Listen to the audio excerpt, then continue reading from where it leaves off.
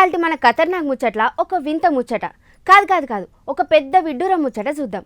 రాష్ట్రంలో ఆన్లైన్ దొంగలను పట్టుకునేటోళ్ళే ఇప్పుడు వాళ్ళ సొంత సోషల్ మీడియాను ఎవరో ఎత్తుకపోయినరు.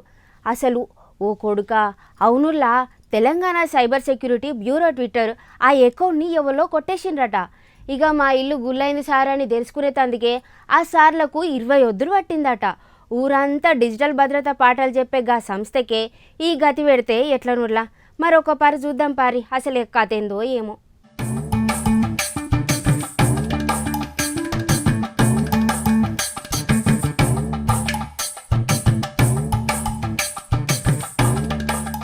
రాష్ట్రంలో సైబర్ నేరాలైతే లింకులు నొక్కకుర్రి, ఓటీపీలు చెప్పకుర్రి, మీ అకౌంట్ ఖాళీ అవుతుంది అనుకుంటా చెప్పే సార్ల అకౌంట్కి దొంగలు పడ్డారట.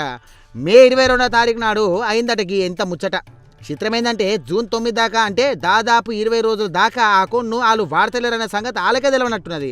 దేశంలోనే one of the best cyber wing అని పేరు తెచ్చుకున్న బ్యూరో అకౌంట్ హ్యాక్ అవుడు ఏందో మరి కథ.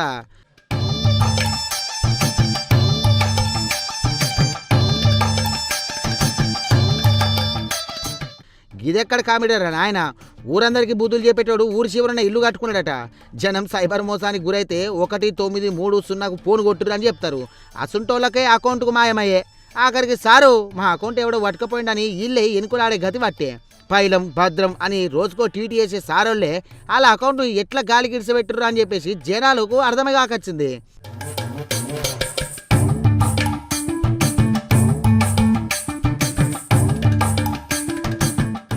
ఇక సర్కారు ఖాతాల మీద డిజిటల్ దొంగలు కన్నేసుడు ఏం మొదటిపారి కాకపాయే. పోయిన 5 ఏళ్లలో సెంట్రల్ స్టేట్ సర్కారులల్లో 100 ఖాతాలు హ్యాక్ అయినాయని చెప్పేసి నడుమ పార్లమెంట్లో స్వయంగా కేంద్ర మంత్రి చెప్పాయి. ఇక 2020లో దేశం పెద్దసారి Narendra Modi sir Twitter account వాయే. అందులో క్రిప్టో కరెన్సీ విరాళాల లింకులు పెట్టే అప్పుడు దొంగగాళ్ళు. ఇక 2022లో ఉత్తరప్రదేశ్ ముఖ్యమంత్రి Yogi Adityanath sir office Twitter ఖాతా హ్యాక్ అయింది. కొన్ని 100 NFT ట్వీట్లు పడ్డాయి. ఇక 2025లో బీహార్ నీటిపారుదల శాఖ ఎక్స్ అకౌంట్ హ్యాక్ అయిపోయాయి. జర్మనీ ప్రెసిడెంట్ పేరుతో మారిపాయే. గట్లనేగా Maharashtra deputy CM Eknath Shinde account hack చేసి పాకిస్తాన్ జెండాలు పెట్టే. వీటన్నిటికీ ఇప్పుడు తెలంగాణ సైబర్ సెక్యూరిటీ బ్యూరో ఖాతా తోడైపాయే.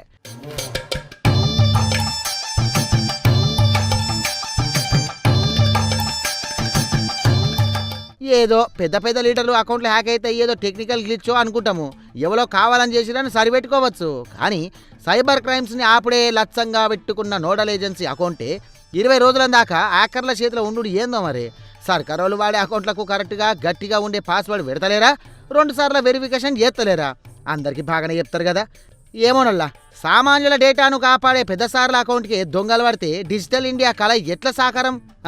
సంగతి ఏమవుతుందో మరి. ఇదే $1 మిలియన్ ప్రశ్న మరి.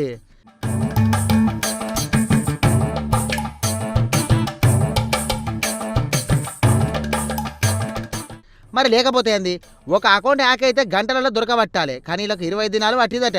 అంటే సోషల్ మీడియాలో మానిటరింగ్ టీము ఎంత ఉరుకులాడుతుందో చూడాలిగా.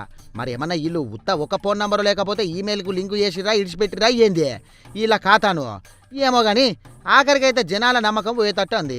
మరి లేకపోతే ఏంది, ఈ అకౌంట్కి నుంచి జనాలకు ఫోన్పే చేయుర్రి, గూగుల్ పే చేయుర్రి అని ఏం పంపినా కథమే కదా. పైలం సార్లు మాకు చెప్తారు కానీ మీరు పైలం అనబట్టే జనాలు.